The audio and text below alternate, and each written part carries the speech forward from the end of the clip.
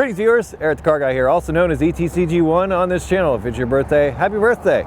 We're outside in the snow, in the cold, and cameraman Brian is once again helping me film an ETCG1 video. 2003 Jeep Grand Cherokee Overland.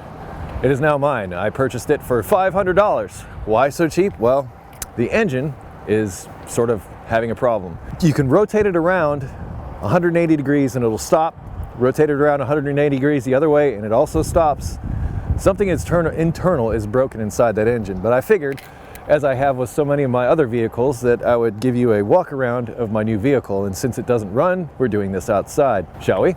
Has a wee bit of rust on the rocker panels. The centers are missing from all four wheels. Maybe somebody needed them more than the previous owner did. Tinted windows. Looks like the heated mirrors on the side have gone away.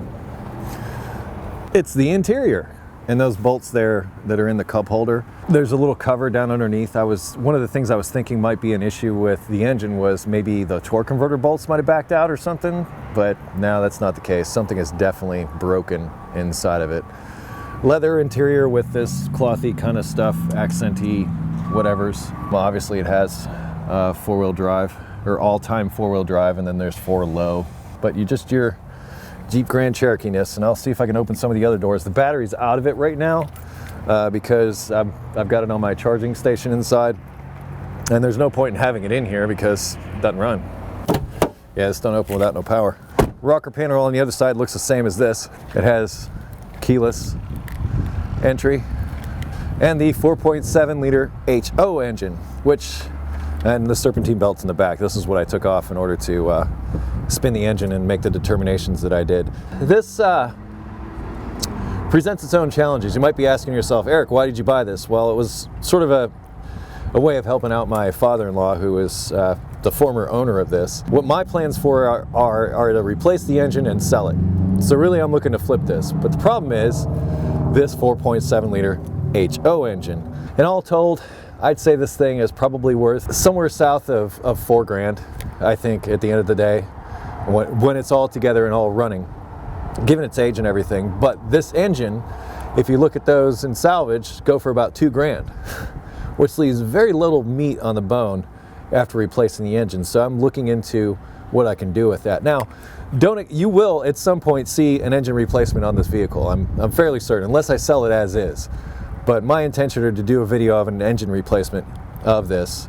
However, I have no immediate plans to do any of that anytime soon. I want to get my Fairmont done. Once that's done, I'll worry about this. But I'm hoping to take the profits from this and turn it into one of two things.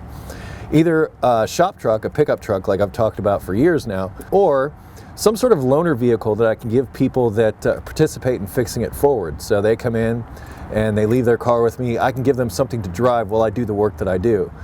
Because of the nature of shooting video repairing cars, it takes a lot longer than just repairing a car, so people are without their vehicles for a little bit longer than I like them to be. It'd be nice to put them in something that's reliable that they can drive around. So it's either going to turn into one of those two things, but eventually those two things will come into my world. We'll see how far this Jeep gets us, but we'll walk around the other side of it. You may notice that there's the same issues as far as the rust and the rocker panels. I think the rest of this is solid. I never really drove it or anything or had the opportunity to do that. It's more of the top of the line model, it being the Overland and having the high output engine in it. It's made to be a nice Jeep, and I don't know if those rocker panels are replaceable. If they are, and I could just pop the old ones off and put new ones on, maybe that might be the way to go, because it's been my experience, people buy vehicles based on their appearance more than anything. So they'll beat me up on a price about that rust more than they will about a blown up engine. It's odd, but that's just been my experience. People could care less if it runs, but as long as it looks good and the air works, hey, they're good. And there we have it, 2003 Jeep Grand Cherokee Overland. Now a part of the Eric the Car Guy fleet. And once again, don't look for videos anytime soon, because first of all, it's a lot of thing to push from here to inside the shop. Kind of heavy, number one. And number two, I have no desire.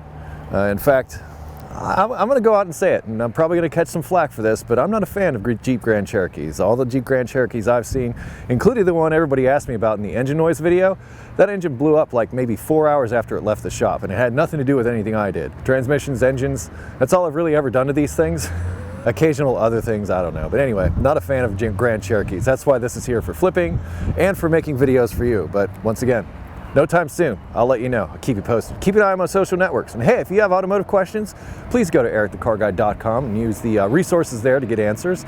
Socially, Google+, Facebook, Twitter, also Instagram. Close each of my videos, including ETCG1 videos. Be safe, have fun, stay dirty. I'll see you next time.